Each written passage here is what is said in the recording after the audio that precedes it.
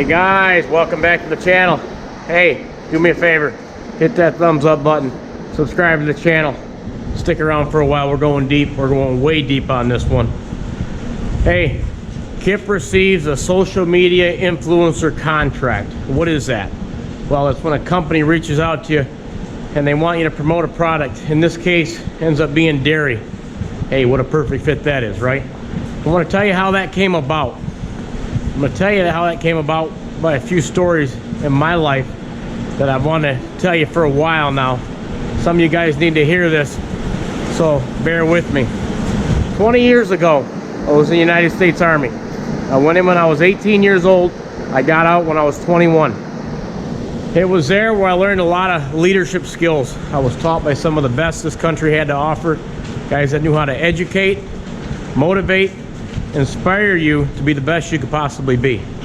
Okay, when I got out of there, I came back to the family farm. That was probably the only reason I came back. I had something to come back to. I like to think I took some of them skills home with me. About 7 years ago, we had a little coyote problem. They were starting to encroach on these heifer barns. So I took it in my own hands, did some research, and I said, well, I'm going to try to trap these things. So a week later, I had the traps, I had the knowledge, I put it to work. About a month went by, nothing. These things are hard to catch. Another week went by, boom, I snagged one. I had about 15 sets out. Checking that trap line every day. I was learning every day. I brought this thing up to the farm. Everybody was excited. Holy cow, we actually got one. It was quite the deal. And I heard someone mention, hey, bet you can't get another one. I took a step back and I said, okay. I use that as fuel. That's what I'm trying to talk about to you guys. Some of you need to do that in life. You use that, use the criticism. Someone's always going to be standing there to knock you down, okay? All throughout your life. It doesn't end once. It doesn't just happen once. It happens all the time. From there, I went and put 20 more sets out. 20 more, 20 more. Before you knew it, I had 100 sets out, okay? That winter, I took 30 coyote home. Took them right out. Everybody couldn't believe it. That's what happens when you doubt me. That's what I told them. A couple years ago, when I started doing YouTube, I came to grips. I said, well, this is pretty cool. I want to share, educate, show people what I do with my life. So Rochelle and I had to learn how to make videos. Put videos together, that was the hardest part. How do you do that? Hadn't ran a computer in like 15 years. A couple months of research, we figured it out. Hey girl, couple months of research, we were ready. I go to produce a video. Some people around town, other people, they figured out what I was gonna do. I did it, and there was some murmuring going on. There were some people saying, there's no one gonna listen to you. What do you got to say? What do you got to offer? You're gonna get on YouTube? You're gonna get on film? I said, okay. I took it, I didn't say a word. I used it as fuel. Point of the story is, guys, like I said, someone's gonna be there to knock you down your whole life, okay? You can do anything you want, put your mind to it, make a plan, put it into action. You're the only one that has to believe it. You. Nobody else, okay? I learned that by being in the service. I learned from some of the greatest men, okay? Educators, motivators, guys that knew how to inspire you. Be that way in life. Don't be the other way. And when you be that way, life will reward you. Trust me. And that's what happened with this contract. Life's rewarding me for doing the right thing, okay? I know I went deep. Let's move on. Let's keep going. Feeders off. Yeah, that was more of a midday snack. Getting towards milking time here. I hope you guys like that message. Always had a passion to motivate people. Hey, speaking of motivation, stick around the end of the video. Take you back to my house. I'm going to show you what me, the girls, and Rochelle did on a Saturday night. I'll show you what we like to do. They are my motivation. I want to talk to you today and show you here the calves. Here we're in the calf barn. And I had people ask about the evolution of these calves. Well, when they're born, they get put in these hutches. Here's one born today. Maybe I'll show you the mom tonight. We got it in a hot box, meaning there's a heat lamp on it. And it's kind of cold out today. We've got wind's got a heck of a bite today. About 15 degrees probably. So I want to get that as dry as possible. Mom licked it off, but it still needs to be be real dry, okay? We don't want them getting sick. So we're pretty much a full house in here. The hutches go here. So these stay in these hutches for about 6 weeks. They drink milk. Okay, from there, they're gonna move into this pen. Okay, and they get a little bit bigger and a little bit bigger, and they go into this bigger pen. That's just kind of how we do it. They'll stay in this barn until probably either close to, I'd say, 5 months, and then they'll get bigger. We'll move them right over. I'll show you the other barn. So when that starter barn, they get milk until they're 6 weeks, but after that, we switch them over to pellets and some dry hay. Well, here they get bigger. Okay, these ones are more closer to 6 months, and then they move over to this bigger pen. In this barn, primarily, they get hay and corn silage. You see, we've dumped corn silage in here. They'll eat that, they'll eat the hay, and as they grow, remember, the hay is protein, the corn silage is carbohydrate. So just move around baling like this, and they'll bust it up with a skid steer and plenty of water to drink. Look, she's yawning. How you doing, bud? Moving on to this third barn. This is when they get up to over a year old, okay? And they stay in here until they're about time to be bred. They get bred at about a year and a half. So we'll say 16 months they get big enough. These girls got a little while, and these ones will be the closest over here. Again, they get corn silage and dry hay. That's their steak and their fettuccine alfredo. Big watering troughs, clean water. And they come in here, and the boys clean these. Mark used to do it. He'll be doing it again soon, but Dad and Greg been cleaning these. So there's 2, 4, 5 pens. One of these pens is cleaned about every day. They come in with a skid steer, and they blade it all up, and they'll scoop against some blocks, and they'll load it right in the manure spreader. And then we'll come in with a round bale, bust it up. See how friendly they are. So from here, we want to get them bred. I'll take them down to the dry cow lot where I go every day, and there's a bull down there to breed them. Now there'll be a specific pen that just happens to be lucky that's going to come in. Like most of these will be kicked out probably towards the end of winter to be bred. They're big enough. But these lucky girls here, they'll be ready to be bred probably in the spring. So then they'll get kicked out into the field behind my house. And that's like paradise out there. They're on pasture. I wish we could pasture them all, but it just doesn't work like that. When they need to be bred and calving in the wintertime, it's continuous for us. These are all heifers. So we've been really lucky that way. These are our up-and-comers. These are your replacements, you know, because as the cows, you know, their life expectancy, like I say, I had some, that one that calved, she had 9 calves, but, you know, a lot of them, they can slip, they can fall, anything can happen. So they don't always make it that long. You got to have a lot of up-and-comers. We've been lucky to have lots of heifers. Let's head in the milking parlor.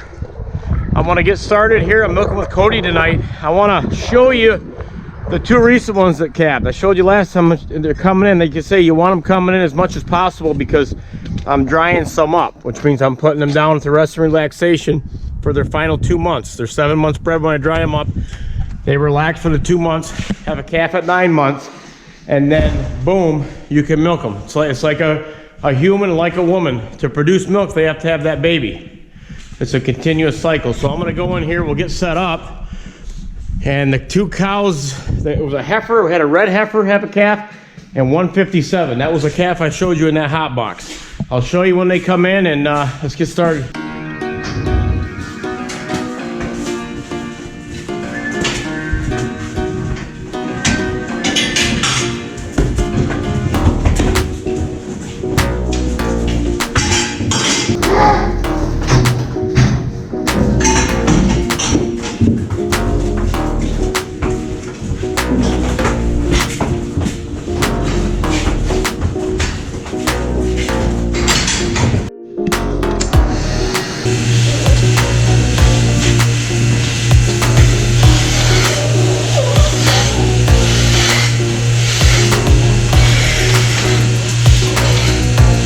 Okay, folks, first group of cows are on, and I got another one that calved here in the last couple weeks. I forgot to show you. This one's a Headbanger 2.0.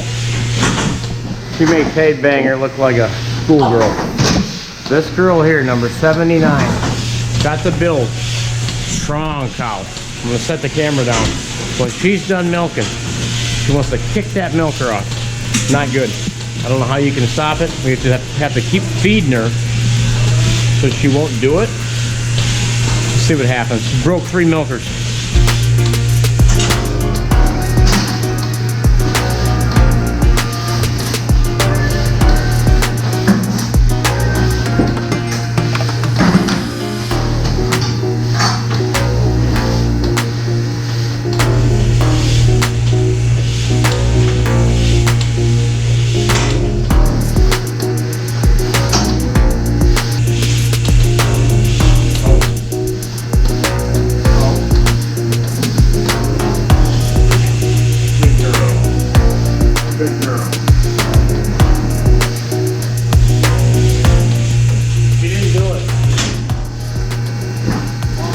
Good girl. She didn't do it.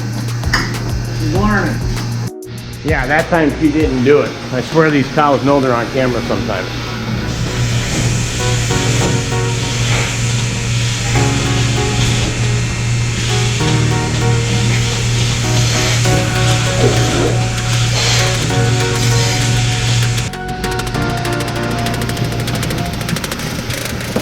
$33. 3.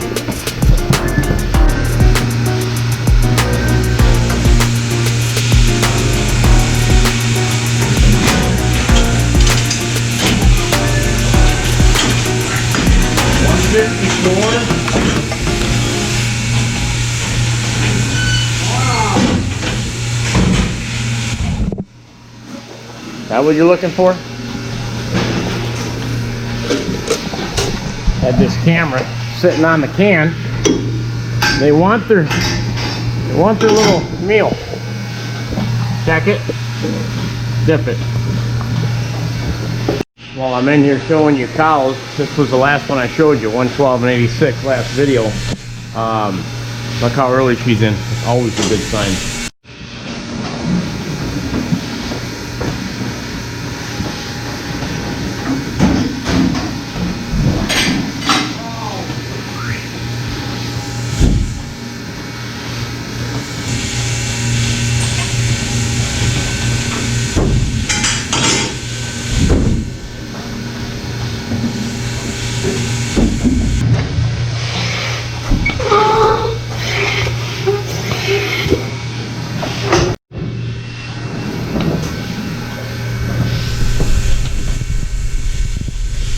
What's up?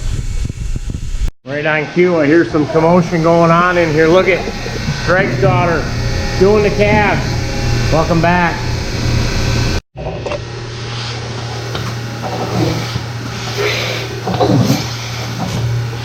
Yeah, that was Greg's daughter, Adeline, 10, 11 years old.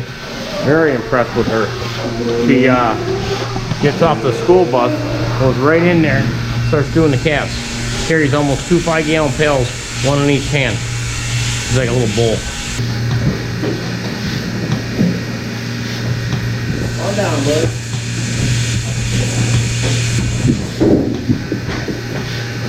Come on, Adrian. Oh, yeah. Oh.